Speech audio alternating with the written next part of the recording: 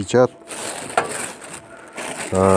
автомат, вилка, екі насадка міне. Екеуі де лазермен ойлаған. Біреу үлкені, біреу кішкентайы.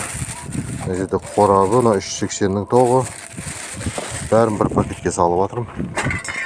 Сөйтіп, мына ішіне салып қоям.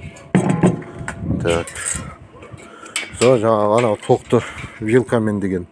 Мына жерге екеуі ашын 2 шүріппен тартылады. Мына жерде градусник бар міне. 70-ке 80-ге қоя бересіз. Так, мына мясорубкасы өзінде тұр. Мынау печатный стол, мына жерге печат тұрады.